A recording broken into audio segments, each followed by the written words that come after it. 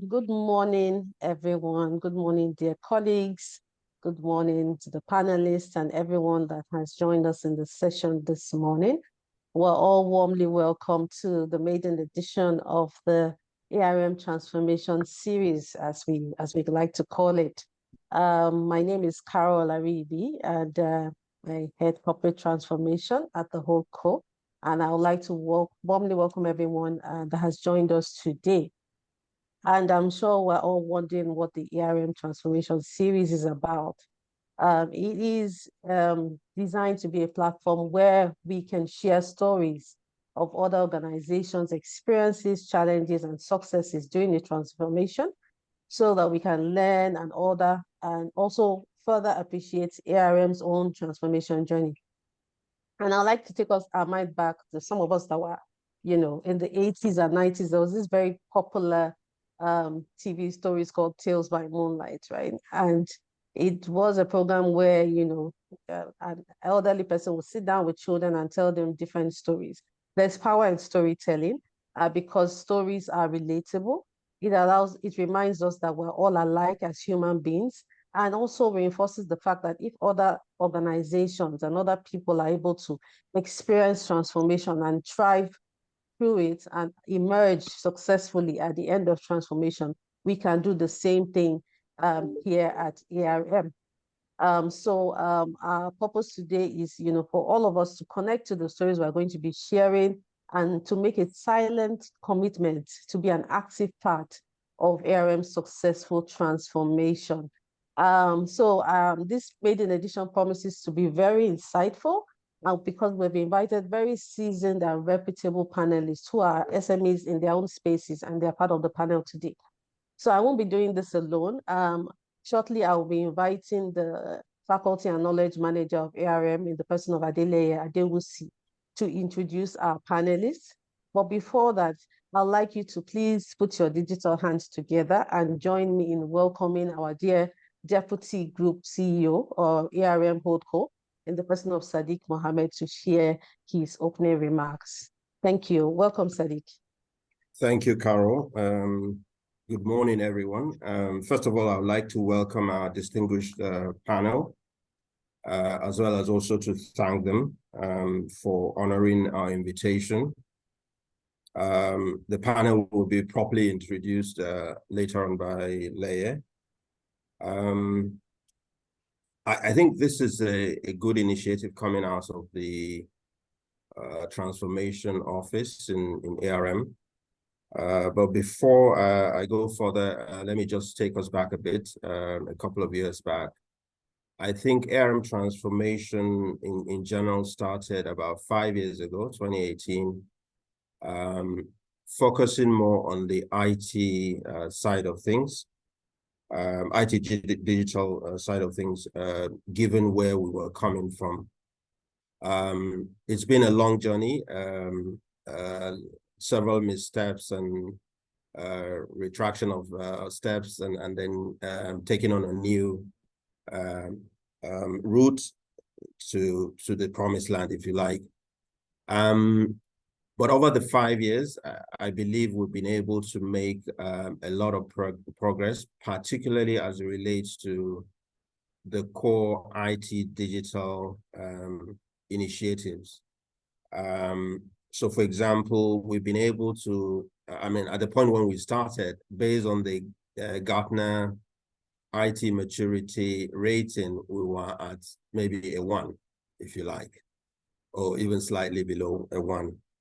But today I'm happy to say that the last measurement that was done indicated that we're around a 3 at the moment, with 5 being the maximum, which shows that we've made a lot of progress.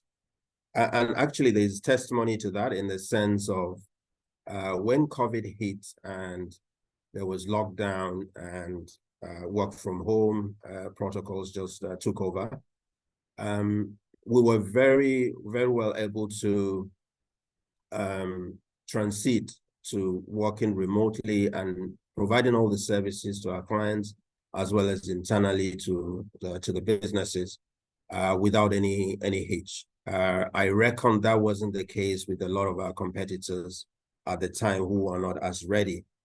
But it also hopefully changed psychologically our mindsets to some extent, particularly some of the C-suites, people who couldn't have foreseen a situation where we would all be working from home. A lot of us were hooked to the past where you must show face every day at your desk to deliver. But COVID changed that.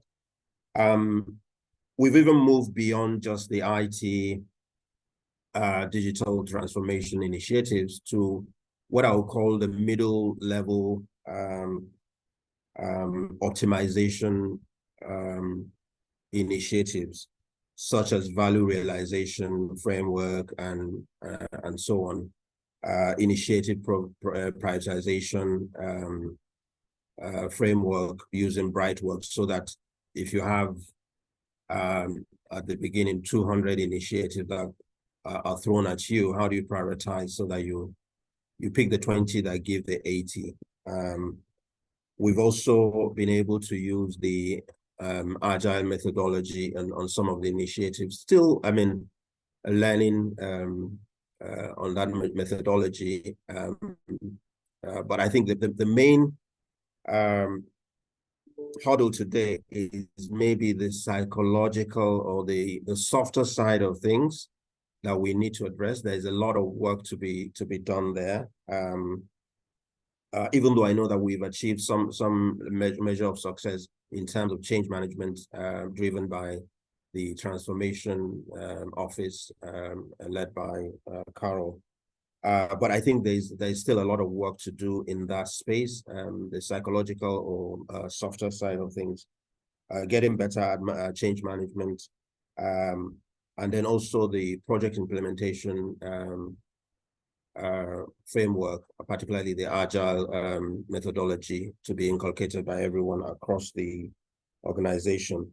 And hopefully we'll get to a point where we are also trying to transform even our clients, which will be the ultimate pinnacle of achievement in terms of corporate transformation.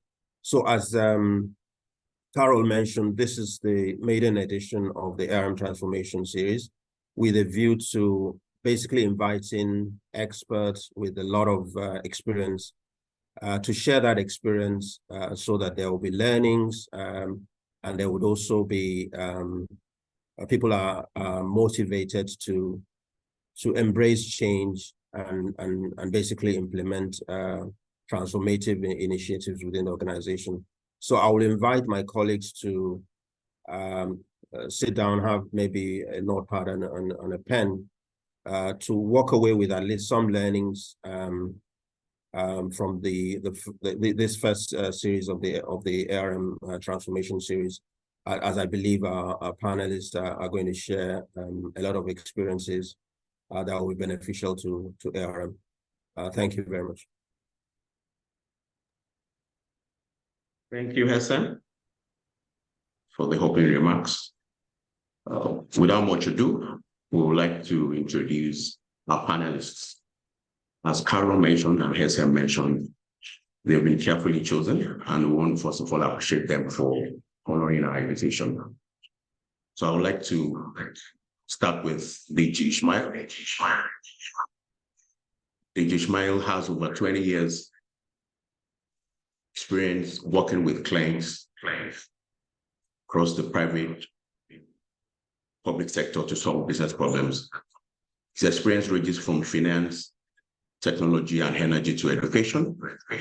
He's a renowned authority in helping corporations and the public sector build cohesive leadership teams while creating highly engaged workforces that can deploy strategic initiatives and deliver planned business outcomes. He's the founder of Assistance Group, a leading human capacity development company in Africa. He's a ProSci certified advanced instructor, a CAI, and an authorized instructor by the Project Management Institute, PMIs. He works with clients to develop and deliver in-house capability programs focused on the twin disciplines of project and change management for both enterprise and government initiatives. He currently sits on a number of purpose-driven boards, which include Project Management State Educational Foundation, PMIEF.org, and it is a founding member of the PMI Nigeria chapter, where he was the chapter president from 2008 to 2010. Thank you, Deji, for honoring our invitation, and that is Deji for you. Now, the only lady among the panelists, and as Abiodun Oshoba. Abiodun is a thought leader, business agility coach, and trainer who works with clients in Nigeria, Africa, Middle East, and North America and helps them achieve sustainable agility. She has sat on many corporate boards in the past, such as Canadian Business Strategy Association, and currently sits as the advisory board member at World Technology Partners, the chair for Agile Insurance Association of Nigeria. Abiodun has more than 25 years experience in various industries, such as banking and financial services, telecommunications, insurance, retail, startups, manufacturing, technology, real estate, healthcare, and insurance. Abiodun has more than 20 years experience in software engineering, agile software development, agile cultural transformation, executive coaching, team coaching, organizational change management, and organizational process improvements. Abiodun helps teams, leaders, coaches, and organizations with their agile transformation journey. She combines skills from professional training, teaching, professional coaching, mentoring, professional facilitation, organizational behaviors, and development. She's one of the creators of Agile Contracts Manifesto. She's the founder of the Future of Agile in Africa Initiative, co-founder of the Future of Agile Coaching in Africa Academy, co-founder of the Bullseye Framework, co-founder of Remote Agile Workspace, AW. Abiodun is a professional Agile coach, certified Agile leader, E+O, certified Scrum Master, certified Product Owner, certified Scrum Scale Professional, Safe List, and certified trainer for the Phoenix Project Development Operations for Business. Thank you, Abiodun. And now to Emeka Idibia.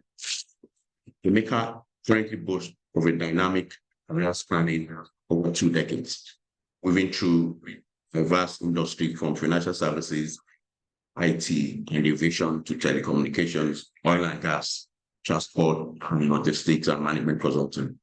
He's an alumnus of the University of Ibadan, with his academic foundation anchored in a Bachelor of Science in Fisheries Management, further enhanced by a diploma in commerce from NIIT.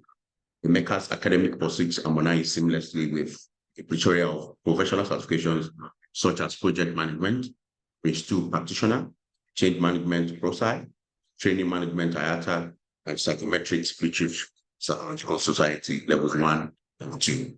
With scoring his well for professional evolution, team synergy, and dedication to continuous learning. Those are panelists, and I would like us to give them an e-clap. And the moderator of today's discussion will be one of us, and that is Adewale from Corporate Transformation Office. See you, Adewale. Thank you, everyone. Thank you very much for that introduction, Adelaide. Thank you very much to everyone. My name is Adewale, and I'll be your host for today. Thank you to all our panelists that are here on this call. And thank you to my wonderful colleagues for taking out some time to learn, to relearn, and to just improve yourself. Thank you very much for joining us. So I'll just dive in straight into the discussions. And I'll just be asking some questions, and please listen along as we proceed. I think I would like to start with Emeka today, and then I'll circle back to others. So, Emeka, from your experience with us, do you mind sharing a successful change story that you have experienced in the course of your career? Okay, Wale. Okay, am I starting first? Yes, please go ahead. Yes. Oh, okay. Okay, thank you. Good morning, everybody. I'm very honored to be here. Thank you for the opportunity. I think in the course of my career, I've been involved in both successful and unsuccessful change projects. But let me start. I had an opportunity to be involved in an organizational transformation project for an oil and gas company. This was in about 2005. The focus was, structural reorganization and process optimization. This oil and gas company had just recently acquired a national oil and gas firm. But I would focus really on, the things I felt were key to the success of the project itself.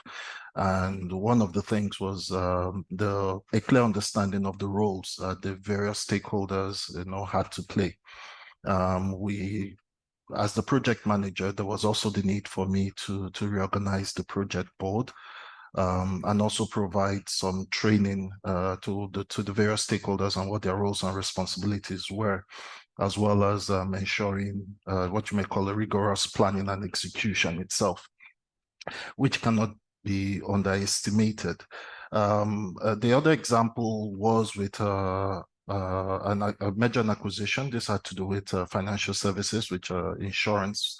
And I think this was a bit more tricky because not only was it an organizational transformation, but we did have, there was also the cultural management transformation, and some element of change management was there. And I think one of the key success factors for that project was really quickly identifying some of the key roles we felt were critical in the acquisition of the business. And we were also very keen to ensure that there was very clear communication, and we were also able to tailor our communication to the various audience, including external stakeholders like our customers. We had to empower the managers to support this change process by providing them with the required training. And for the employees, we adopted a very co-creative process in some of the activities that were undertaken. So just briefly, that's just an example of two areas for me. Okay, thank you very, very much, Emeka. And there were certain things that I was able to highlight there. You mentioned key roles, clear communications, involving the managers, and of course, establishing a co-creative process. Thank you very much for that, very brief and succinctly put. Okay, so I'll dive straight to Deji now. Deji, so you would help the two sides of the story. So for you, what has been a successful change story that you have experienced in the course of your career? And you could also help showing the flip side to that. You have a failed change story that you have also experienced and you would like to share. So let's have the successful one and the one that didn't turn out quite rightly. Thank you very much, everybody. Really honored and privileged. I feel privileged to be with you guys. Thank you for the opportunity. So I prepared, of course, because I had to. So I'm going to talk about relocation project. We had the opportunity of working with a financial institution that was moving from North Africa to Sub-Saharan Africa. It's a big organization that most people know about. And this is the successful one. It's actually one of the best projects I have worked on. And part of what made it successful was having a very committed sponsor, the president of the institution. And this is really interesting. He was committed to the change. He really put himself into creating a compelling reason for the change. And it said things like, we were actually set up in Sub-Saharan Africa, and we need to move back there because we need to help the region. They had to move out of Abidjan because there was a war in Abidjan. So they relocated to Tunisia and ended up spending over 10 years in Tunisia. So the move back to Abidjan was always going to be a difficult one. So one of the things that was helpful and important was that the president walked the talk. The thing that was also going on in the grapevine was the fact that people thought the president wanted that to be part of his legacy, which is probably true because he had about 2 years to the end of his tenure. But aside from that, it was really like, we need to move back to Abidjan because we were really set up to serve sub-Saharan Africa. So us being in Tunisia was always a temporary relocation. One of the other things he said in creating his compelling case for change, which was very helpful, was to say to people that when we move back, when we start or lead the move back process, then other agencies will start to come back because we give the indication of a semblance of order in that region. And he actually really also said, we are committed to the development of this region, so we have to be there. One of the things he also did was to hire somebody. They had an understanding that change management or managing the people side of this change, this relocation was going to be critical. So he went out to hire a VP of corporate services that was used to managing complex changes. I think that was the best thing. He wasn't joking about this. People put it down to he wanted it to be part of his legacy. He sold other reasons. Yeah. At the same time, what the other thing he did was he would often say, and we worked with them to create messages and actually gather feedback from people. So the compelling reason is important. He also never played down how difficult the change was going to be. So he's creating hope on one side and saying, guys, this is important. This is non-negotiable. This is why we were created. At the same time, he really would, when he had town halls, say things like, I'm not saying it's going to be easy. And the other complication for this particular change was when they moved from Abidjan to Tunisia, there were few people, it was only about 20% of the people that moved to Tunisia. Over the period of 10 years that they stayed in Tunisia, they hired the rest of the people. So they had the complication of, we're calling the project a move back. And for a lot of the people, they never actually worked in Abidjan. And he realized, and he would say, we know this is difficult. And also between Abidjan and Tunisia at that time, the standard of living was substantially different. One of the other things he said was, as we make this change, our AAA rating must not be compromised. So he was really firm in, we have to do this, and but these are the difficulties. And because I anticipate these difficulties, we are putting in these extra steps to make it worthwhile. He made sure with the change management initiative that he wasn't the only one delivering this message. He built a coalition of sponsors, make sure the VPs and other important stakeholders, some external to the bank, were on the same page. They had their fights, but they were on the same page and they were communicating. So as this change started to happen, we already had a coalition of change. There was a compelling reason for change. There was very active engagement with staff. One of the feedback as this change was going on was a lot of people, even though they were not sure that the change was going to happen, they were really excited about the level of engagement. They said, oh, at no point in time before has the bank really engaged and listened to us like this. So that was a big positive. But as we started to make the change, we had to be conscious about supporting not just the bank staff, but their families that were going to also make this transition with them. At all times, it was important to show empathy to the people and make sure that we're actually listening to them. And I think the leader was also very useful and became very competent at being firm and being able to show the balance of empathy. And those were some of the things that happened. It wasn't just leadership, engaged other people and built the capacity of different people across the organization intentionally, both the people managers and also the frontline employees. So they understood, and a lot more people owned the change. And at the end of the change, they didn't lose a great number of staff. It was extremely manageable. It was very optimistic. They had a good report from the board about the impact of the change. So that's one change that was successful. Coincidentally, about the same time I was involved in this change, there was another company that was relocating from Southwest Nigeria to South Nigeria in the oil and gas industry. And they were going through a similar kind of change. It was like, we're moving our headquarters to where we actually work.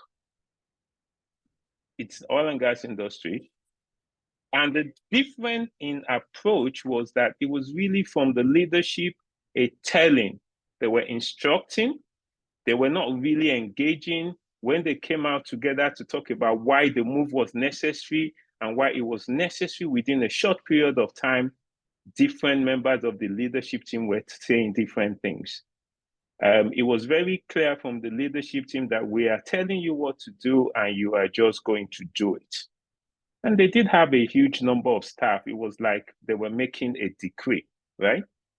Of course, the company is a very desirable company to work. People grumbled, they sabotaged as much as possible, but they moved. And the company paid a premium to get most people to move. I mean, ultimately, at the end of the day, the move caused some pain, in terms of families and school. And a few people left, but they actually created angst in the workforce. And, people complain about that. And some people later on left. So they actually had a higher than expected attrition due to this change. So maybe from looking at the different approaches, you see some of the reasons for a successful change versus a less successful change. I'll stop there. Thank you very much, Deji. Thank you. That's very insightful, and I hope that we had all picked one or two things. So let me move very quickly to the audience. Based on the successful change stories you heard so far from Emeka and from Deji, could you just drop some thoughts in the chat section? What were the things that stood out for you? What were the critical success factors that ensured that these changes that happened both in the oil and gas industry actually were successful? So whether it was the relocation or it was just the restructuring of the organization. So let's keep the chat section buzzing.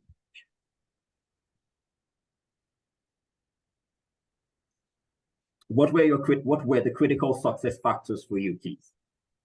What did you learn? What was that thing that stood out for you?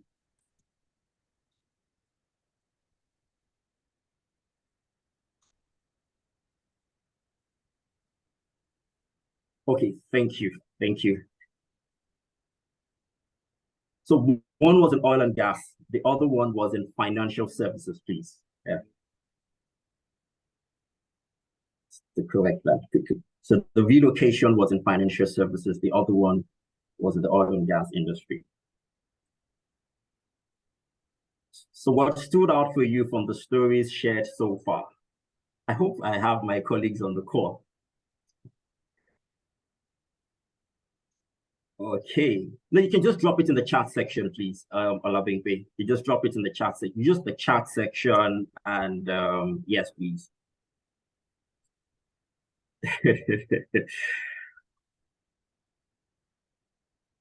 Use the chat section, please. I'm waiting to see your comments.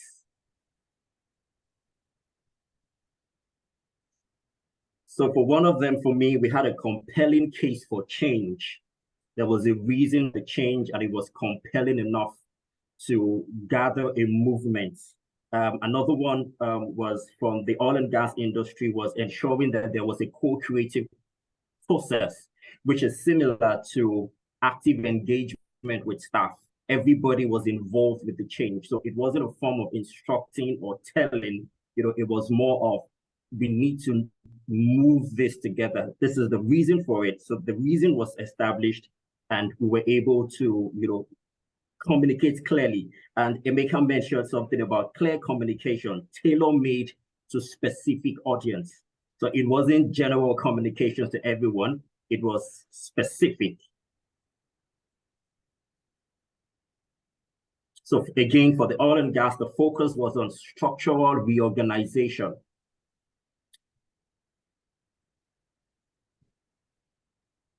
Okay, so I'm not seeing any comments in the chat, or is it just me? Yes. They will notice that the chat is disabled, so I'm working on that. But in the interim, some people have dropped something in the Q&A. Oh, thank you. Okay, thank you. Thank you, Victor. Oh, thank you for that comment. Oh, the chat is disabled. Thank you very much. So there was a sponsor from management for the change, and the leader walked the talk. Thank you very much, Victor, for that comment. So while we wait to ensure that the chat section is now opened, I'll circle back to Emeka, and it would give us an example or a failed change story. So we've had a successful one, and this time around, he'll be sharing with us a failed change story from his personal experience in the course of his career. Over to you, Emeka. Okay, thank you, Adewale. This was also another financial services. This was also a merger and acquisition itself. In my own honest opinion, one of the problems we had from the beginning was there was really no clear vision of, what the business was going to look like at the end of the day. And this lack of vision and strategy led to a lot of infighting and distrust among the company that was doing the acquisition and the company that was going to be acquired. Eventually, we had issues with the employees in terms of the integration, and unfortunately, this was a business that prior to the acquisition was not unionized. The employees, this lack of distrust eventually led to the employees quickly, getting in touch with the union, and eventually the union were able to arm twist the management to make huge payouts, to the employees. And this also had a huge impact in terms of the customers, because during that period, we did lose a lot of customers as well.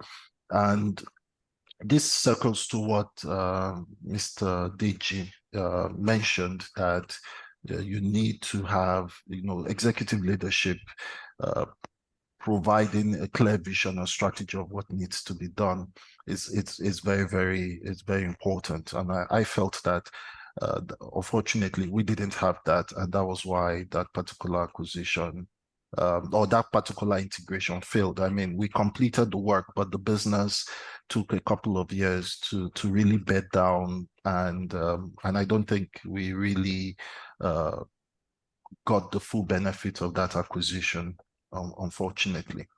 So that's just an example of something that didn't particularly work out from my side. Thank you. Thank you very much. Okay, yes, Deji, please. I just wanted to add, because of what Emeka was saying, that quite often when there is no clarity of vision, when there is no clear why we need to do this, it leads to confusion. Confusion from the top, right, just really escalates as it goes down the organization. And it's really surprising to me how often leaders in organization have an idea, we want to make this change, and they cannot be bothered to really sit down together to actually plan a way out, to actually develop a roadmap for the journey and understand the commitment, because a lot of money gets wasted. And of course, the consultants are always blamed. So that's something that, if I was a change manager in an organization, I'd have to find ways to really use the organizational culture to get the leaders to give us, to invest time in spending the time up front to build a case for change. It's not always easy, but it's a challenge we have to, either as a project manager, a change manager, to really, because that's really, if we get that wrong, the organization goes through, wastes a lot of money, and then creates a culture of unsuccessful changes that never helps anybody. ultimately. Thank you for that additional notes, Deji. And I hope the chat section is open now. Can someone drop any comments in the chat section? Let me be sure I just tested it from my end. I hope you can see my comments, and we'd just like to check that. So I can Anybody? see your comments. Okay. But I'm not sure the audience can comment as yet, so we may have to allow some people to bring in additional comments where we need to. Yeah. Okay, then. All right. Thank you. Okay, so thank you very much, panelists. Thank you, Emeka. Thank you, Deji. So as we've all heard, let me circle back quickly to Emeka. One of the reasons for the unsuccessful change project was the merger and acquisition was because there was no clear vision and strategy. And because of this, there were a lot of angst between, the members of staff, there were a lot of infighting, distrust, and all of that. Thank you for pointing that out to us. And I would move on very quickly to other questions. Once again, please, if you have any questions, please drop them in the Q&A based on what you've heard so far. Okay, Victor, thank you for that feedback. Not yet. Okay, I believe the IT team is working on that to ensure that the chat section is opened to you. Okay, Joseph Ichemi, thank you. Engagement, very, very important. Yes, engagement is a critical success factor for successful transformation and changes. Okay, let me get back to our questions. To Deji, I know that you've already, hinged on a couple of these qualities, but I would like you to please double down on it one more time. And the question simply is, what role does leadership now, not just executive management, across all levels, across all cadres, what role does leadership at all levels play when an organization is on its transformation journey?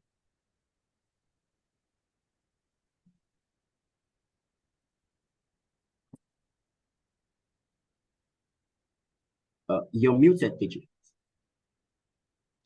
Sorry. Yeah. In terms of the role of leadership, which you have clearly identified, is not just the executives, right?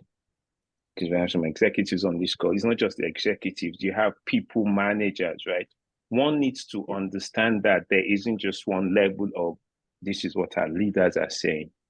So from the top leadership of the organization, I always say they are the ones that should be fired if the changes are successful, right?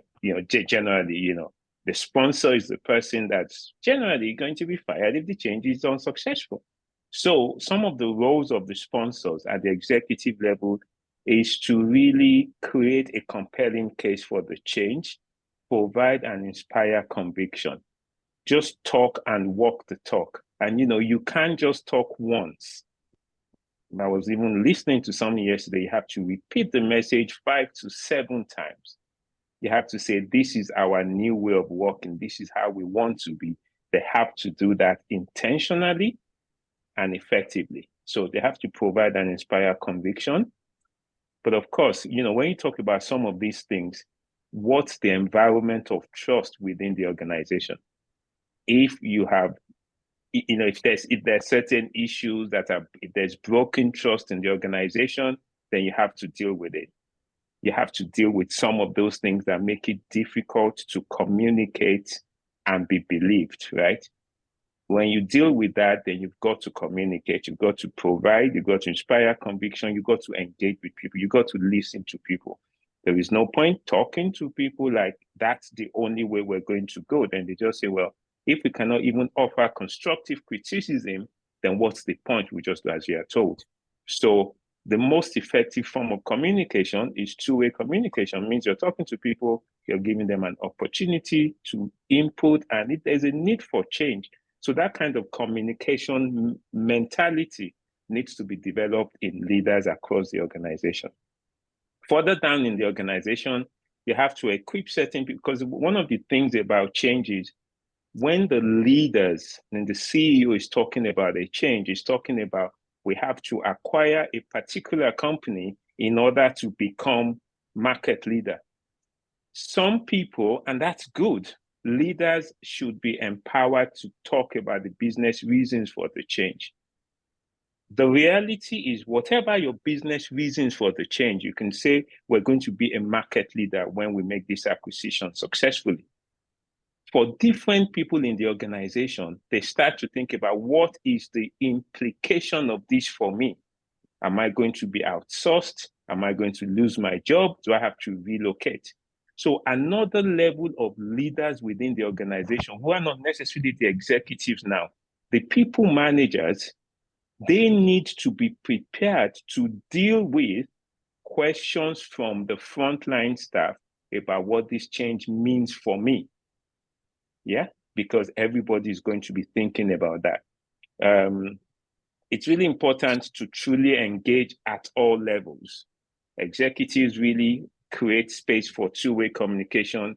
Even people managers need to create change for true engagement. And leadership needs to be firm, show empathy, and walk the talk at all levels. And it's also important, because of time, to talk about encouraging people to celebrate successes, and of course, deal with the opposite of successes. I mean, those are key things that, we need to understand, that the leaders at different levels, they need to be communicating different kinds of messages, and they need to create an atmosphere where people can make constructive additions to the way we are thinking of implementing a change, so that they can co-own the change, because sometimes the frontline people can see things that you cannot see.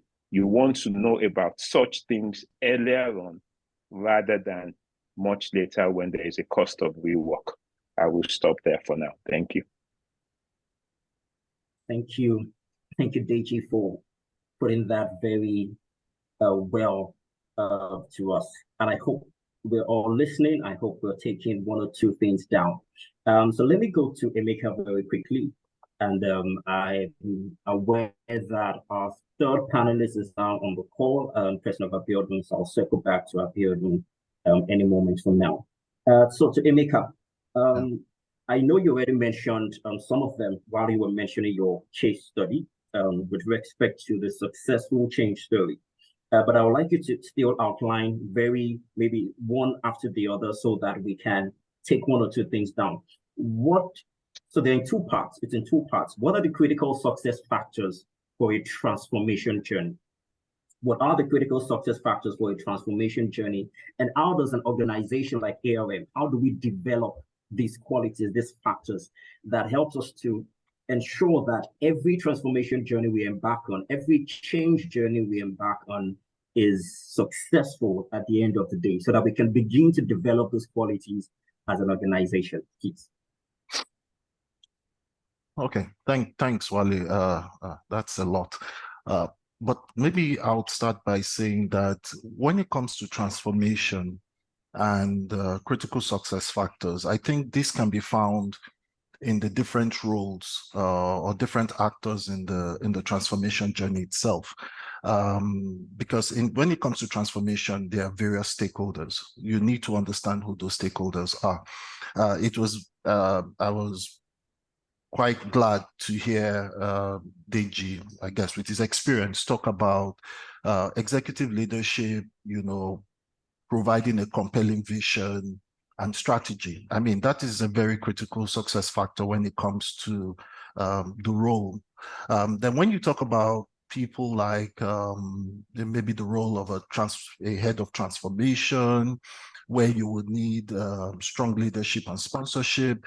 You look at business unit leaders, where it's very important that they are able to provide engagement and alignment across the business, and also ensure that there is open communication and also transparency in terms of the communication itself, because there are times when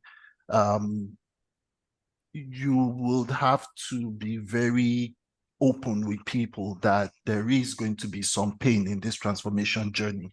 And And as leaders, we do not need to pretend that we have all the answers. But I think it is very clear that we let people know honestly that, sometimes we don't know how it will go.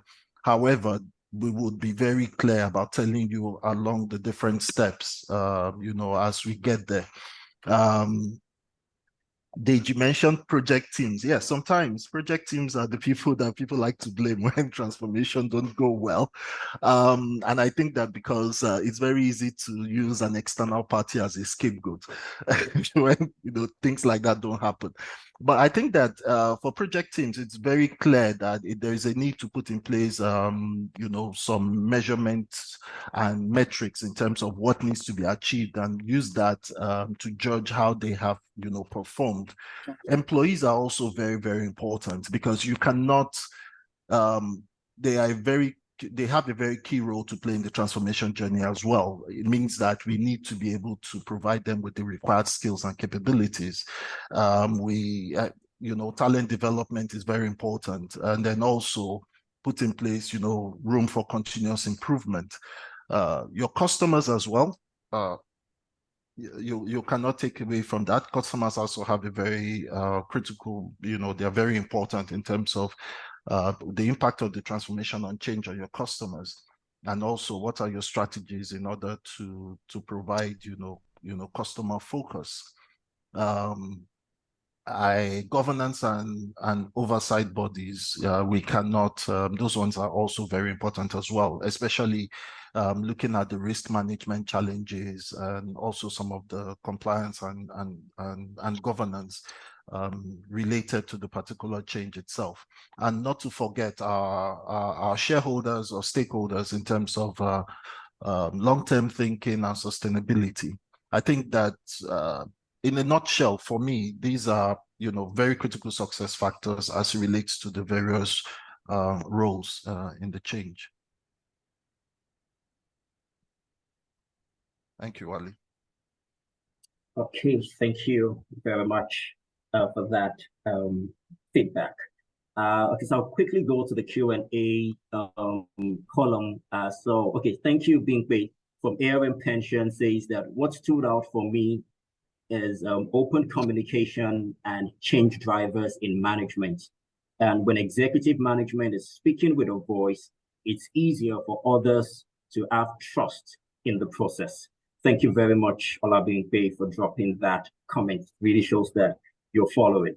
Okay, so let's move on very quickly, and I'll be circling back to the lady in the house. Lady is part of the panelists, and in person of Abiodun Oshoba. Are you there? Please say a brief hello. Yeah, good morning, everyone. Thanks for your patience. I was communicating behind the scenes. I'm here now. I'm happy to be joining this session at ARM. Thank you very much, Adewale, and everyone else. You're welcome. You're welcome. It's good to have my you. My video was enabled. Okay, now it is. Okay. All right. Okay. So can you see me? I can see everyone. Yes, we can see you now. All right. Yeah. Okay. So let me come to you very quickly. Would you like to share with us a successful change story? I mean, we've been talking about successful change stories and failed change stories since we started this session. But we'd like to also hear from you. In the course of your career, what are the successful change story you've experienced, and maybe a failed one also? We would like to hear from you. All right. So I have two stories, and I'll just talk about it quickly, and that I have been part of. And basically in this space of agile, right? And so a major bank was embarking on a enterprise-wide business transformation. And so my first example is one that was part of outside of the country. My second example is going to be one that I was part of in Nigeria. And so the first one, basically, major bank going on enterprise-wide transformation. And I was playing the role of enterprise agile coach. And that enabled me to be able to be part of the whole design for business agility, building a strategy across the entire enterprise and working with various lines of business to be able to understand their needs as a business, and also help them to go through different types of assessments, understanding how suitable they would be, their readiness, all kinds of activities were completed on that discovery. And, setting them up as a pilot within the entire initiative of the business transformation initiative within the organization. And it was interesting because there was skepticism amongst especially the leadership. Usually I find that teams, foot soldiers, they talk to friends and they interact, with people. And so they hear stories. And so they're always itching and willing. So I ensured that I was able to keep the communication at both levels. And so the leadership that was skeptic and wondering how, this was going to bring about a positive change and make the impact and allow them to achieve the results, ROIs and all of those things. And so keeping these two layers together, ensuring the communication was consistent, I was able to provide and suggest and recommend some activities which allowed to establish a quick win within the pilot phase for one of the lines of business. And this was a major one. This bank was facing an issue with regards to their investment line, for example, and their niche was self-serve, whereby they wanted their customers to be able to do their self-serve invest, go through onboarding, authentication, funding, and begin to do their trading, by themselves. I know that's always a touchy thing. You have a huge market of people out there. Some are knowledgeable about trading and some are not. Even the ones that seem to have some idea or willing to take some risk, they haven't done it themselves. So it was, it encompassed a whole lot. So, working in my capacity and helping that line of business create that customer journey and achieve certain goals, deliver certain outputs, and certain assessments and metrics were showing a huge impact on ROI, turnaround increase and volumes here and there. And that's quick win. Spoke to the rest of the lines of business within that bank, and that I won't use the words made it like sped up the process. No, it didn't speed it up, but it just created a positive vibe that allowed for conversations, and people were now willing to come to the table to now more, intentional roles and willing to push. And so the journey began. And for me, that was a very successful one because I played a leadership role in driving that. And that quick win, that test run helped the organization save a lot of money compared to if they had gone another direction. And so the second one basically was an organization in Nigeria that I was part of. And this was an enterprise, so this was more of a division. And this division was experiencing a lot of issues. As we know, this whole jackpot stuff happening in Nigeria, so talent retention and also conflicting customer, conflicting business requirements and, how to prioritize them. And also, processes not defined and, a lot of clog within the process, the request order platform not in place. And so being part of this, it was a success because all of these things were addressed, of course, using Agile as the form of delivery, addressing what the whole change management communication and change management would look like, short-term and long-term, the impacts to, the employees, different teams, of course, mid-level managers and leadership, being able to infuse a different mindset, way of working, infuse a different DNA, modify the DNA, the culture, and of course, touching the structure itself. This brought about a lot of quick wins, self-motivation amongst teams. Leadership was able to kind of OKRs, which is the objective and key results, and align them to different outputs and goals that they set for themselves as an organization. So those are the two major ones that I have been part of that were successful. I think you asked me about something that the ones that failed, right? The ones that have failed, there are a few that have failed. I would say about 3 that I can remember, and they were not. They failed because they didn't fulfill certain goals. So they weren't complete failures. But what brought about the failure and this organizations that I'm thinking about in my head right now, the consistency amongst them is the leadership, whereby there was no vision. So the leader was looking to bringing about change and impacts of change or a form of transformation within the organization, and looking to the employees to be responsible for it, as opposed to them providing guidance, leadership, enablement, empowerment, and all of those things. And I think in their own ways, they believe they tried, but because of their lack of consistency, their leadership, the provision of vision, consistent vision, and hand-holding people and guiding them to be part of that, just being an example, and all of those things were part of what I believe has not allowed change to be successful within those other organizations that I was part of.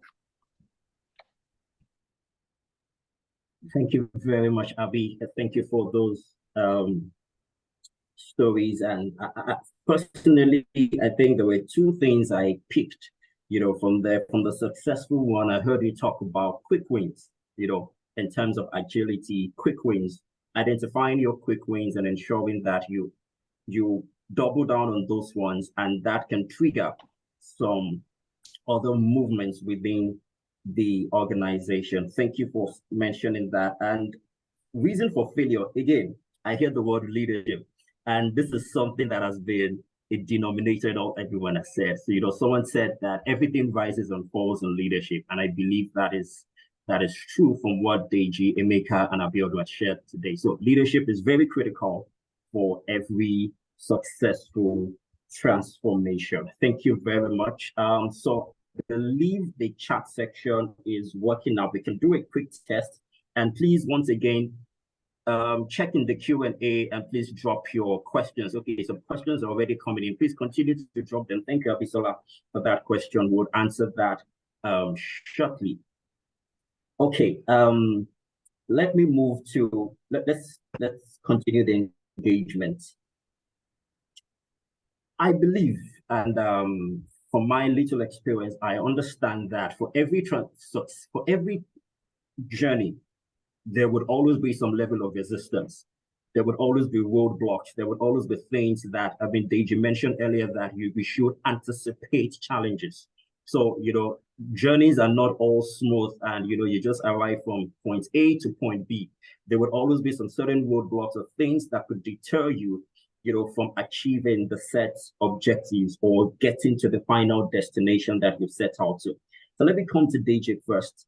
In your opinion and based on your experience, how do we as ARM now, anytime resistance occurs, how do we respond to it, or how should we respond? What's the best way to respond to resistance when it occurs? Thank you. Your mic, please. The goal of change management. Carol, do you know what I'm going to say? The goal of change management is not to eliminate resistance, but to mitigate resistance. Okay? So, my goal and the goals of transformation agents should be how do we turn resistance to engagement? Because engagement sometimes is mistaken for resistance, right? So the things we have to do, in my own view and from experience, are those things that we're talking about, proactive ways. The number one reason why employees resist change is because they don't understand why the change is necessary. They don't understand the risks of us not making this change successfully. In our communications, we tend to focus on the nature of the change. We need to go paperless. Why? It's going to help us to make decisions, loan application decisions in 2 hours instead of 3 days. It's going to save us blah, blah, blah. There's a study by ProSci and McKinsey, right, that talks about levels of resistance that can be avoided by doing some of the things that we have all mentioned on this call is as high as 60%. Okay? So first thing is, let's really be proactive in helping to create engagement and excitement about the change by doing really simple things of introducing the change, a compelling why, the communications 5 to 7 times, and enabling the workforce. Okay, when we have done that, then we may create a situation where there is engagement that, can be, people are saying, we think there's a better way to do it. But doing those things could really take away 60% of the resistance. So we're left with 40%. The issue of dealing with the 40% again then becomes the best people within the organization to deal with resistance, right, are usually people managers. The reason I say this is because generally during transformations, the role of the business leaders, the CEO and his direct reports, is to talk about why we're making this change, what it's going to give us, and these are the risks of not making the change.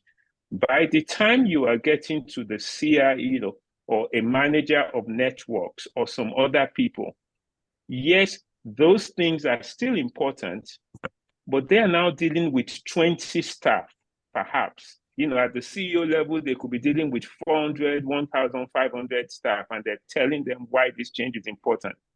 As we go further down in the organization, you have people with 50 staff looking up to them. And you got to remember that as we go down the organization, you are the CEO. The people you are managing see you as their CEO. That's kind of like something we say in leadership. So those are the people that are able to understand why people are still feeling that this change is not the right change to be moving, or why they don't want to engage and why they're resisting.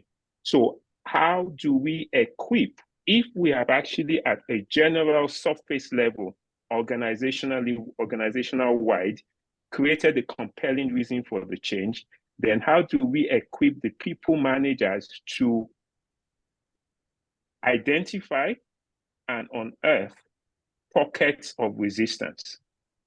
Okay, because they are the ones that then need to be equipped to unearth, to deal with the pockets of resistance and be able to offer constructive ways, maybe to deal with the people that are resisting the change, or communicate information back to the project team about real challenges with the change. They have to be equipped to deal with challenges that we're not going to do anything about. So Carol knows that we have these things that we call 10 steps for dealing with resistance. The point is, the people that are best equipped to deal with resistance are the people at the mid-manager level. But if we don't do a lot of things, we then have a situation where 76% of staff are resistant to the change because we haven't told them why, we haven't done anything, yeah? If we can deal with that, then we can isolate and equip the people managers to deal with, because dealing with resistance could be a personal, individual thing sometimes. And then, that's the general approach. It works if we do the other things that we should have done. as introducers of the change into the organization. Thank you, Deji, for that response. So we have the 60% resistance is taken out when we have a compelling why, when we engage the workforce, and when we have clear communications. Then the remaining 40% can be handled by the people managers who help every other person within the organization to understand, how this change personally affects them, and they're able to identify, unearth them, and respond to the questions. Okay, thank you. I see that the chat section is open now. So please, if you're dropping a chat, ensure that you're clicking on the right button, that you're sharing to everyone and not just the hosts and panelists. Please, to kindly check your settings, please be sure that you're sharing your chat to not just the host and panelists, but you're sharing to everyone, please, so that every other person can learn and from you. Thank you very much. Okay, so Olabimpe said that a huge part of the process is the role of people managers. Thank you very much. The need to bring it home and help people understand how the change impacts them as individuals. And these are conversations that need to happen early. People tend to resist when they don't understand. I will, if you can copy that comment and drop it for everyone again, Olabimpe, I really appreciate that. That's a very, very important point to note. Okay, Deji, I'll circle back to you shortly, but let me move quickly to Emeka. So they just talked about resistance, and just following along that line of thoughts, I would also like to ask you about disruption, which is basically similar. So when disruption occurs, from your own perspective, how do we respond? And maybe you would help us to highlight what's the first thing we need to do. Anytime there's a disruption to a transformation journey, what's the first thing as an organization, as ARM, what would you suggest is the first thing that we need to do? Okay, thank you for that question. So how do human beings react to fear? You've heard of either we fight or flight, isn't it? Mm-hmm. Yes. So basically, that's how organizations tend to react. There are instances where when disruptions do happen, some organizations decide that they're going to fight back. And I'll give a typical example. If everybody was aware of the Microsoft and Google, the fight that they had when it came to, search engine war, or if people can still remember GM, with the advent of the Uber economy, GM decided to take on Uber with Maven, which was their own sort of like self-driving cars to compete with Uber. But I think the jury is out on that in terms of who won that fight. And if people still remember, there was a time when with the advent of low-cost airlines, BA decided to go with, they tried to start with a company called Go. And eventually they eventually sold that company to EasyJet. So that's an example of how organizations decide, or an example of organizations that have decided to fight back. But you also have instances where some organizations have decided that the best way to fight disruption was to double down on existing assets. And I will give you an example. So when established firms feel that there are people muscling into their territory, example, Disney, when Netflix, came along, Disney had a very extensive library. And what they did was to make some purchases. They bought Pixar, and they basically looked for a way to keep Netflix at bay until they were able to launch their own, streaming service. And let me take it a little bit closer home.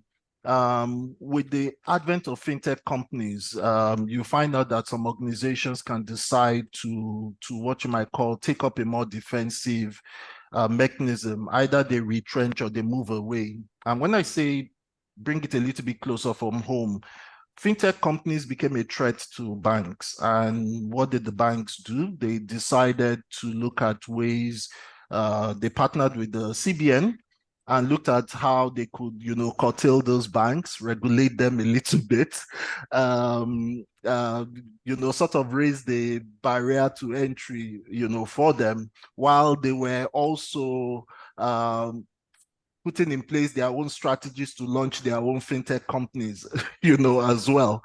And, you know, that was one of the strategies they used. And then you also have instances where some companies just totally move away. And if everybody remembers, some decades ago, there was this huge competition between Fujifilms and Kodak. And now people know Fujifilms as a very successful healthcare imaging company. So I'm not saying that I mean, these are all the strategies that are there from the realities of our own company. I can't say what is the best strategy. I can't say, but I definitely know that we would not be a company that would want to take a defensive approach. Most times, companies that take a defensive approach means that it's already too late. They are now reacting rather than, you know, they're reacting to the change itself. And once that usually happens, they never really, you know, last long. But as I've said, the examples I gave are just examples of how companies have reacted to disruptions in a particular workplace, and they both have their pros and cons. If you're doubling down, yes, you may be able to leverage on existing long-term assets, but the cons is that the market may no longer value these assets in the future. And that means that you're already at a very in a very uncomfortable position. Now, instances where you decide to fight back, you know, and what it means is that you're moving quickly to keep new entrants at bay. The challenge you have with that approach is that sometimes it's very hard to execute. And in some instances, a lot of companies may get their timing very wrong, and it does have an impact on them. Now, if you decide to take the approach of, you know, retrenchment, which means that you try to look at ways to reduce the impacts of this, of new entrants, and you've seen companies, you know, decide to go into acquisitions, you know, mergers and acquisitions as an approach, you know, to fight back. Again, it's usually, it also has its own challenges as well. You acquire companies, the challenges of integration, and also the change management, you know, part of it. And most times it's just a stopgap because you're already a declining force. And even with the merger and the acquisition, it's never really going to stop it.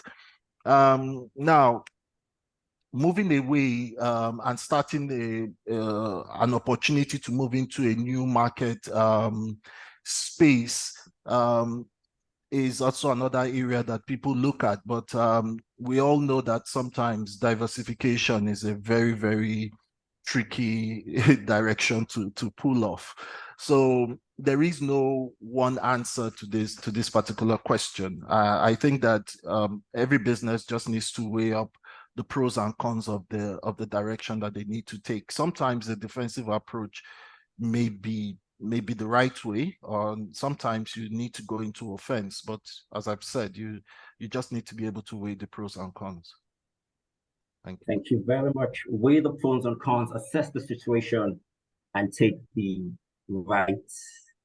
best approach that suits that situation. Thank you very much, Emeka.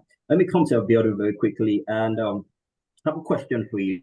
What is the relationship between agility and transformation within the context of an organization embarking on a transformation journey? And the reason I'm asking that question is because just recently, a few years back, as our deputy CEO had mentioned, we started a transformation journey.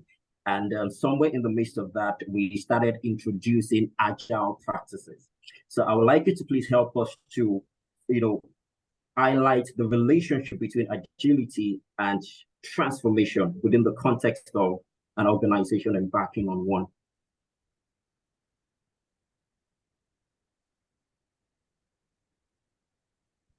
Okay, your mic, please. You're still Oh, unmuted. sorry. All right, can you hear me now? All right. Yes, loud So and clear. agility is, agility in the context of an organization is completely different from transformation, maybe digital transformation or business transformation. So there is business agility, there's organizational agility, there's agility as a whole, and organization being agile, right? And so a company's ability to rapid change or adapt in response to changing markets. So that's agility. So ARM, for example, they decided to adopt agile. ARM wants to have the ability to be able to, to rapidly change or adapt in responses to changes in the market. In a nutshell, that's what it is, right? I mean, my quick answer. So agility requires two things, right? Is one, is a dynamic capability, the ability to move fast, with speed, to be nimble, right? And all of that, and to be responsive. I can go on and on with regards to agility, but quick differentiation when you talk about transformation, maybe business transformation, it's usually an umbrella term for making fundamental changes in how a business or organization runs. So that's different. So the ability, the capacity, that's different from now doing transformation internally. So you're now talking about your personnel, your processes, your technology. Now these transformations help organizations to compete more effectively and become more efficient, or make a wholesale strategic pivot. And so business transformation is designed to boost overall performance through increased, revenue, lower operating costs, and maybe improving, customer satisfaction and all of that. And business transformation also helps when an organization wants to, maybe they want to evolve, they want to make I want to use the word evolution to happen. So evolving customer needs require making decisions smarter. So it's a combination. So you can see it as agility being the vehicle that you ride on, that makes you capable, that gives you the ability to be able to transform. And so a second major thing about transformation is, you are now, because you are now agile, you now have agility in your organization, you're able to make decisions faster as opposed to not having agility. So I hope I've been able to explain the difference and then correlate both. Yes, thank you very much, Abiodun. Thank you. So there's a poll in the chat section. So please let us know where you're joining and connecting from, whether you're Lagos and all the locations. Please, if you're outside of the specific locations mentioned, please just select other location, especially for ARM pension colleagues, please. Just put in other location. Thank you. And also please mention the subsidiary that you belong to. Okay, so let me move quickly to the Q&A. And so we have a question here from Abisola. So how do you encourage people who have worked constantly within boundaries determined by risk aversion to begin to think outside the box and be innovative? So especially in an environment that frowns on and punishes mistakes and errors and losses, how do you encourage folks to take risks that might transform the way they work? Deji, I think, okay, Deji first, then maybe Emeka can also answer as our internal HCM. This is I'll push that to you also, but Deji, please go ahead. The question is, that's a question about a change of culture or mindset, right? Simply. This is how we've always done things. You know, organizations sometimes are going from I've always been micromanaged to then asking me to make decisions of my own. Yeah. So it's a change. So we could go through the process of saying, this is the kind of change we require now, and this is why we want this change.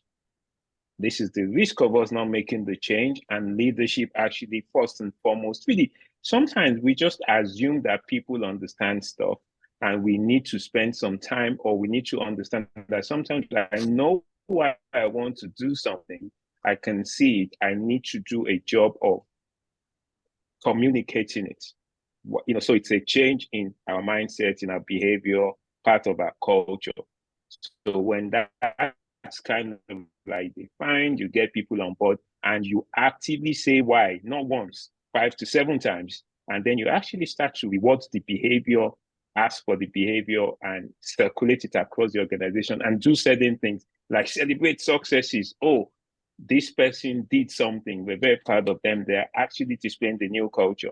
Boom. And, you know, the CEO calls them. Yeah. So those are the kind of things. If they change, we define it. We let people know what it is, what it looks like, why, the risk of us not changing it. We're really committed to this. And then the other things happen from there.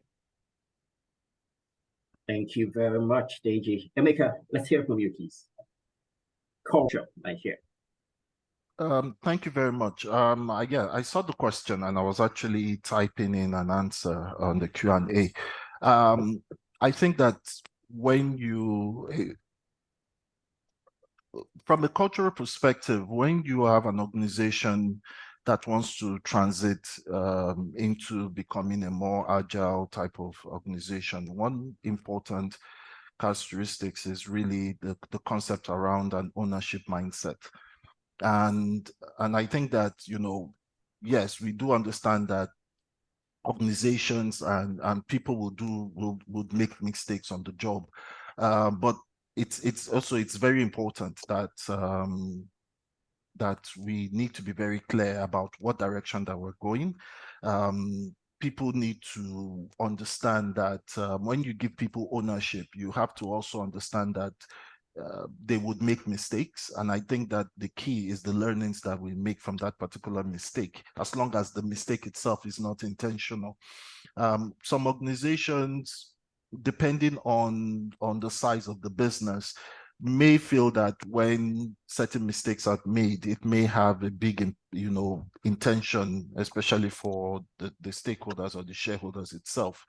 But I think that that's where leadership is also very important in terms of how they play the role of should I call it servant leaders, providing guidance to the team, providing that required empowerment for them to be able to take decisions at a certain level. Because if you do not have that in place, there is no way you can call yourself an agile organization and at the same time operate with this, you know, bureaucracy itself. So I believe that in the past, bureaucracies came about as a result of trying to minimize risk and, you know, minimize mistakes. However, what eventually happened is that bureaucratic organizations became slow. Organizations that decide that they want to be able to operate in a fast-moving environment need to be a bit more agile. And what it means is that decision-making becomes a bit more localized. Now, where mistakes are made, I think that organizations need to look at ways to learn from those mistakes and provide guidance. Otherwise, you kill innovation in the workplace. So that is what I would say to that particular question. That yes, you need to take calculated risk. We need to be able to create the required boundaries. But what is very important is that we need to build that mindset of ownership in order to drive innovation. Right. Thank you very much, Emeka. Abisola, I hope that question was answered. Then I also have, okay, so a clear and inspiring vision for, okay, so to Ola Olua, a clear and inspiring vision for the future serves as a guiding beacon for stakeholders navigating the path of change. I hope you saw that. Servant leaders possess a degree of foresight that enables them to anticipate future challenges and opportunities, thereby guiding their teams to prepare effectively for what lies ahead with respect to your questions to overcoming obstacles when they occur. Abisola, I hope your question was answered. Let me see that in the chat section. Okay, please let's keep your questions coming. Mixter, I apologize personally for that. That your business was not stated on that list. Something must have gone wrong somewhere. But I take responsibility for that. Apologies. We would we'll take note of that after the call. Thank you. Okay, let me quickly come to Abiodun. Please, if you have questions, please drop it in the Q&A. Please make use of the Q&A column. Drop your questions. Let's have the Q&A column buzzing. I know that you have questions. Don't be shy. Don't be shy. Please drop them, and I think you can even drop your question and answer as anonymous. So if you don't want us to see your name, I think you should be able to do that. So please, let's ask those questions in that column. So let me come back once again to Abiodun. From your experience also, do you think organizations that transform successfully have a unique DNA? I mean, looking at it from a culture perspective, Emeka mentioned culture, DJ also talked about that. So do you think organizations that transform successfully have a unique DNA, something that just makes them, just get it right all the time? Please. Yes, I agree, 100%. So so every organization has a DNA, and when you are going to transform, so if you look at the caterpillar transforming to a butterfly, the features will have to change. So for a transformation to happen, certain key elements within that DNA would need to be will need to go through maybe brain surgery, infusion, whatever you want to call it, the terminology. There has to be those change intentional. They have to be identified. There has to be a decision made, and for those changes to be infused into that DNA. So yes, there has to be a culture change. There has to be a mindset shift, a mindset change. Okay, so is there something, okay, so is there maybe one word or one trait, one quality that maybe supersedes others, or is it a constellation of various qualities and attributes when it comes to developing that culture? Is there just one? Yeah. Okay. It's a combination. So on the surface, when we're talking about culture within a workplace, within an organization, there are so many ingredients there, right? When you're talking about things like gender, for example, they make it up, they make part of it, beliefs, right? So beliefs plays a role. It's one of the ingredients. Background. So background, when I say background, is broad. So we're talking about tribes and all those kind of things, religion, also plays a key role as well. And I think those are the ones I can remember from the top of my head, because all these things come to play. They form the culture of the organization. And when you look at an organization's culture, they have their ethics, they have their values, they have all of those things. For example, let me break it down. Organization is unspoken, but you have people who have different types of beliefs. Some people they say they are Christians, some people who say they are Muslims, right? And regardless of where they work, right, they carry beliefs with them, right? They bring it in there. And so in some organizations, they have shaped their DNA to embrace and is encompassing. It's a lot of things are spoken, and some it's very subtle, right? And so beliefs, they have to observe certain things, they have to pray.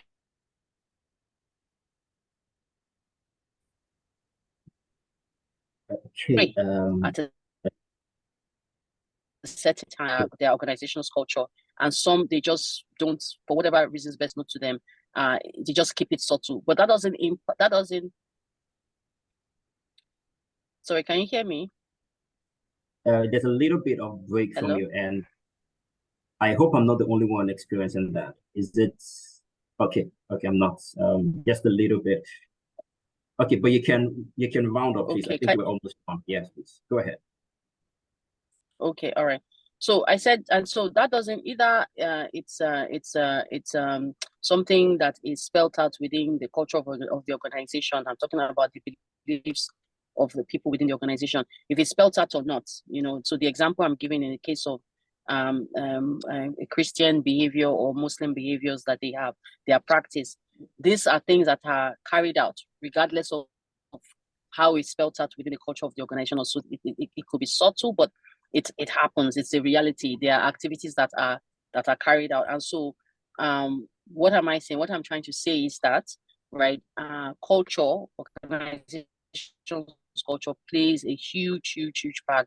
And the elements I mentioned are part of the always come to play and needs to be addressed as well.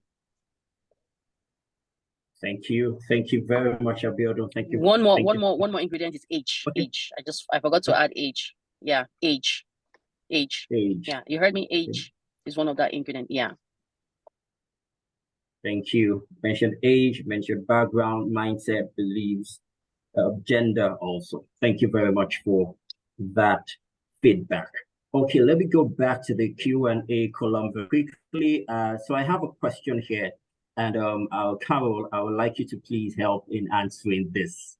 So at what point do you say one is resisting change?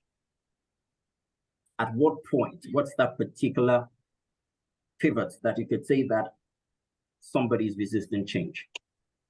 Over to you, Carol. All right. I think it's it could be subtle. Change resistance could be subtle, and it could also be very obvious, right? So when I say subtle, when somebody displays apathy towards a change, so they are not interested in engaging, they're not interested in participating, or or when they're called upon to be part of an event, an activity that could lead to the success of that change, they find excuses not to be there. So in such a way that they're kind of tactfully resisting the change and not engaging and being part of it, or not being. Another part is Abby just talked about mindset. Another part is not even being open-minded. I just don't want to even hear about it at all because it's too much. Right? And I think it all stems from a lot of times some biases, sometimes a bit of fear of the unknown, which is normal, right? It's normal for us as human beings not to want to change. Once we set a pattern, an unconscious pattern, something that we're trained, that we're used to, just like driving, you're used to driving a certain way. And after a certain point of time, you kind of drive unconsciously. Your body just goes through the emotions, but your mind can be engaged in 1,001 things even while you're driving. So when you now want to disrupt that, people resist it. So resistance is a natural thing. So sometimes there's that there's that tactful resistance to change. And there are also some people who just come out right and just tell you, look, I will not do this, and there's nothing you can do. I was on a platform or a webinar about change management, and one of the ladies said, somebody called her aside, a senior leader in the organization, and told her, look, I'm not going to support this change no matter what you do, so don't even bother, right? But if you quote me outside, I would deny you. I would never say this outside, but I'm saying this to you personally. So there's some people that would not support the change, and they'll tell you outright that they won't support it no matter what you do. While there are others that behind the scenes, they're just not participating, and there's that apathy towards it. So those are the two scenarios when it comes to people not supporting change. Yeah. Okay, thank you very much, Carol, for so to the anonymous, I hope you answer that question correctly. I'll move on to the next question, and I think this should be, let me move this to Deji. For an organization looking to transform from a traditional background to a more modern way of doing things, how best can one deal with resistance if it's from the top? Example, the leadership is made up of people who still hold on to their old ways of doing things and struggle with letting go of their experience and embracing new ways of doing things. The only problem is when the primary sponsor, the Oga at the top, is not committed to that change. If the Oga at the top, really, there's a concept of a primary sponsor, right? And I don't imagine that a change should go ahead if the primary sponsor is not committed to the change. If the primary sponsor is committed to the change, then it is responsibility. If it's a change that I believe, if I'm the CEO of the organization and the change that I believe the organization needs to make, I will consult my direct reports and start to work with somebody to create a compelling case for change, and I will engage them. And hopefully I have the communication skills to unearth the reason why they think it's not the right change to make. I consult. I owe them a right to consult and understand why they think it might not be the right change to make. But even when they think it's not the right change to make, you're the executive, sometimes you see what other people don't see and you have to make the change. Then, there is a consequence of, clear consequences that, this change has to happen. So you make a decision what you're going to do. I do have an example of an organization that was doing a major transformation, and the board that approved the transformation, the head of HR, the number one HR person in the organization, will talk a good talk in the presence of the CEO and of the board. But people that it was interacting with knew that it wasn't for the change, but of course he couldn't do that. He couldn't really make it very obvious. What got to the CEO, and they had a conversation where the CEO actually confronted him. We have had this conversation. This is why we are making this change. You need to make a decision. You are sponsoring this change to your organization, or you are leaving your role. And that's something that can happen. So the problem is only, if the leader of the organization, the number one person, is not committed to the change, why are we doing it?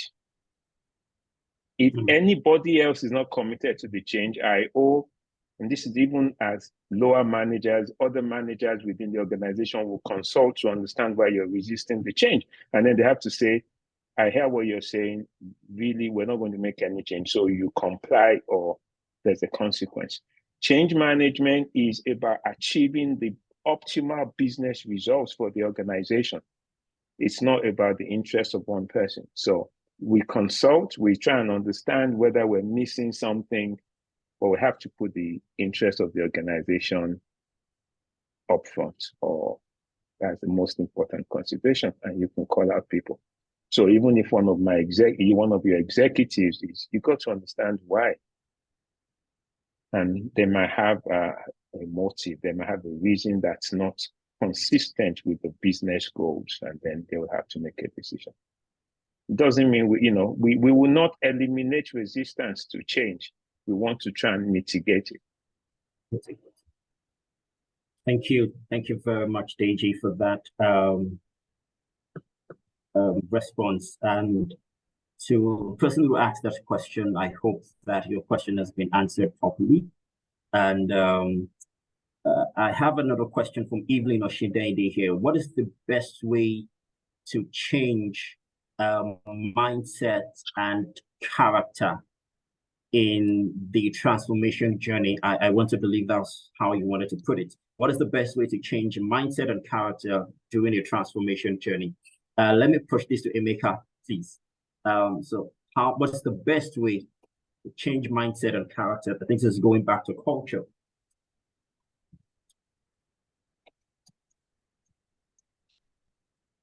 Emeka, do you want to help us answer that? Oh, okay. I'm not sure if Emeka is still here. I am. Sorry. Okay, yes. Okay, go ahead. Yeah. I'm sorry, my mic was mute. Okay. So in answering that question, I think there is a need to understand what type of mindset is required, for change itself. And I think in my own experience, I've realized that there are three, should I call it three major mindsets I feel that employees should adopt, especially when you want to drive change. One mindset is a growth mindset. And so when you talk about a growth mindset, you're looking at a belief that the employees can change their talents, abilities, and intelligence. You find out that in some environments, especially when you are trying to make a change, one of the reasons why sometimes employees resist is this fear that they can't change. They would not have the capacity to learn a particular new skill. And because of that, should I call it that lack of a growth mindset or a fixed, mindset, it also hampers the ability to learn new things. So a growth mindset really dictates, what the employees, priorities are. Now, this will help influence things like their ability, the ability to effectively navigate during this period of change. The other mindset I will look at is an open mindset. And when we talk about an open mindset, it's about being open to new ideas, listening to other ideas, and willing to take those ideas seriously. Now, this is very different from when people have a closed mindset, which means that they shut out, other people's, views. So an open mindset is very important, where you do not perceive, other people's views as a threat to yourself or your position. And then the third one will be what I call a promotion mindset. And I think that when you have a promotion mindset, you are focused on winnings, and gains. You're focused on not losing and avoiding problems. And this is also very, I think this is also very important, because when you have a promotion mindset, you are looking at, you believe that, you are able to go through any obstacle, and be able to get to, the destination, what you might call the destination of the organization, or let's say the final journey of the organization itself. And so those three mindsets are very important: a growth mindset, a promotion mindset, and an open mindset. And once these are built into the character of the employees, then you find out that they're more susceptible to change itself. And the organization, HR, can also support the business in putting in place this, this type of mindset within the organization itself. So that's what I can say about that so far. Thank you. Thank you very much. We'll be moving to a close shortly. So I heard open mindset, growth mindset, and a promotional mindset. So even I hope you got that. So we're about to wrap up very quickly. So I'd just like to get final thoughts from our panelists as we wrap up the session this morning. So I'll start with Abby, then we'll move to Deji, then to Emeka. Final thoughts from you, please. Abby. Okay. I'm just starting my video. I want to put my final thoughts on what Carol has put in the chat. Important point. So from her experience, transformation drivers are part of the problem. There is a deluge of processes that people do not understand and cannot feel the impact. At every turn, there is usually an excuse for non-delivery. Frustration makes people question the need for change. If we adopt the size process that impact the business immediately, there could be better acceptance and adoption. And so, so my contribution basically is, in general, so addressing this, hopefully I get to address it. But in general, when there is a kind of change or transformation within an organization, there has to be a vision. The vision has to be created by the leaders, and that vision has to be sold to the organization. Now, the leaders, when they're selling it, they have to sell their own commitments, their role in all of it. And so if this change is going to happen, it has to be communicated, how it's going to happen has to be communicated. Why the change? Because people need to understand the why. The why is not because we want to make more money. That cannot be the why. That is why the organization is set up in the first place, to make money. But why the transformation is happening is so that we can make more money. Cannot be the why.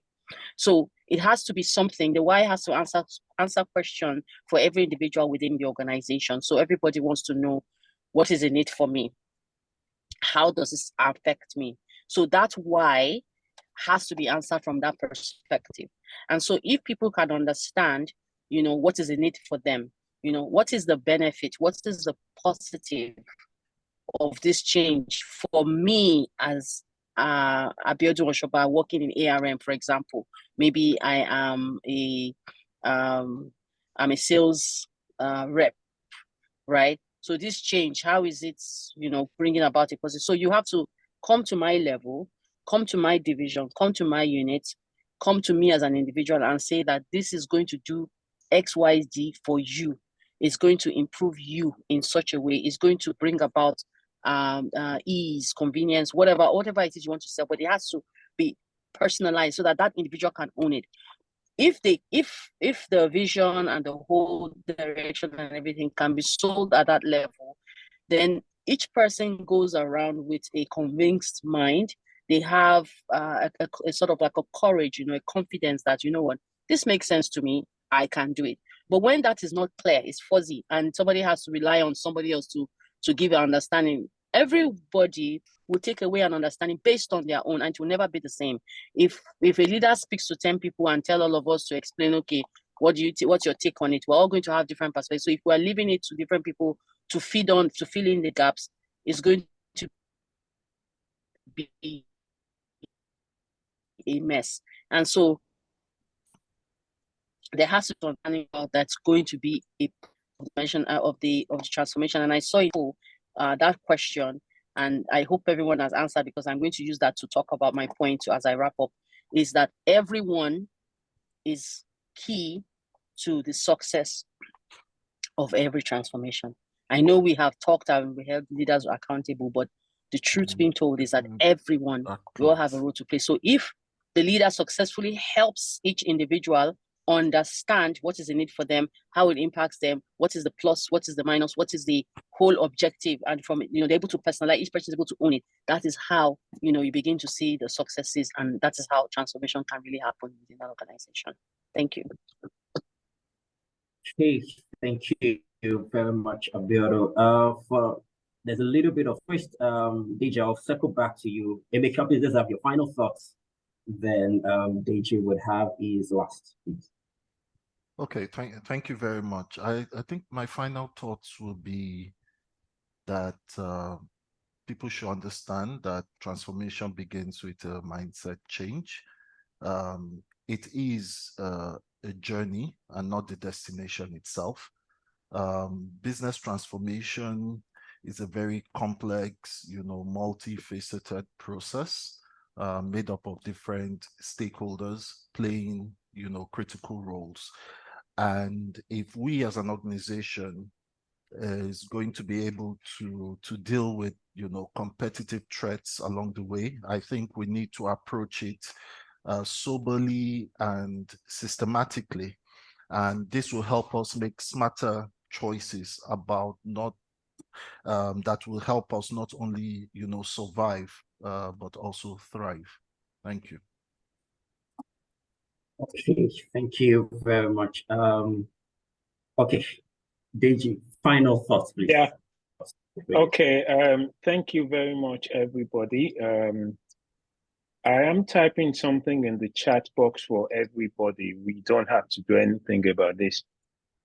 To a great extent, we have talked about leadership and the criticality of the role of leadership to success. Of course, all levers are needed for success, right? In terms of leadership, we talk about two things, right? We talk about leaders generally have to make executive decisions, and they also have to take executive actions. Generally, executive decisions. So when we talk about leadership, most leaders get one and maybe not so much the other. Executive decisions is about, this is our strategy. This is the direction in which we are going. This is our budget for the year. We need to do so and so by so and so time. Okay? That's leadership, executive decisions that they have to make.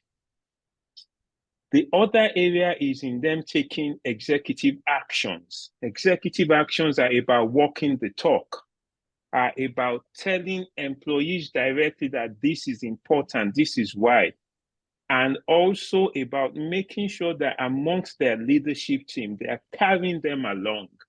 So it's okay to talk about leadership, but it's useful to think about leadership support in terms of actions and decisions. So those two things, it's for you to think in your organization, which of them are your leaders really doing very well and where are they doing less well? Because there is a trend in most organizations that we can address by telling you leaders that it's really important to walk the talk. It's really important to do something. So that's what I'd like to leave us with. Leadership is important, but leadership is actions and decisions. So sometimes they struggle in one of those areas. Thank you very much. Okay, thank you. Thank you very much to our panelists. You've really, I've had a mind-blowing session today, and thank you very much for your time. And there's a final poll in the chat section. Let's take that, and we'll take it up from there. And to give us the closing remarks, please, I would like to please call on the Managing Director of AIM Academy and the person of Uche Azubike. Over to you, Yue. Thank you very much, Adewale. And just like you, it's been very, very insightful. One of the things that resonated with me was something that Alausa put in the chat a few minutes ago, which is about, it's also a mindset, because if you believe that something is complicated and the processes are just too, convoluted to handle, you wouldn't even want to go near it. So I guess at this point, we recognize the fact that, yes, we've talked about leadership, the importance of leadership. We've talked about the fact that, transformation, change is everybody's job. You can't say, no, the CEO or the project manager or the people in the team in corporate transformation and all that, all of us. But we then go back to the fact that for those who are in charge of that process, it's imperative at every point in time to carry people along such that you're getting feedback before we even go on to deploy that change. People can understand exactly what they are meant to do. You carry them along and all that. And as Mr. Ishmael said, you can't eliminate change. You just have to guard against it. You can't, so in as much as we're trying to do this, we go into it with a mindset of, it's not a destination, it's a journey. We have to get it right. And I think that in the past couple of years, like Sadiq said, we've come a long way, but we still have a long, long way to go. So if you ask me today, I'll say that, I'm quite proud of where we are compared to where we were, in 2019. But I also recognize the fact that we're nowhere near where we should be. So, and at this point in time is where we recognize that we all have to roll up our sleeves, and come here. So I want to say a very big thank you to our panelists, Ms. Abiodun Oshoba, Mr. Deji Ishmael, and my dear colleague, Emeka, and also to my colleagues who at the back put all this together, led by Carol, I say a very big thank you. This is the first of this series, and this has been very, very engaging. So I know that, for people who missed this today, they'll be looking forward to the next one that we're going to have. So thank you very much, everyone, and have a pleasant weekend. Thank you. Thank you. you. Thank you once again. Thank Appreciate you. Thank you. Have a good weekend. Please have a good weekend, everyone. Cheers. Thank you. Amazing session. Bye. Thank you, everyone. Thank you, everyone. Take Thank care. you, Adewale. Enjoy your weekend. Bye, everybody. Thank you, Adewale. Thank you, Chi. Thank you, Carol. Thank you, DG and Thank you. Emeka. Thank Bye. you, Abby. Thank you. Bye.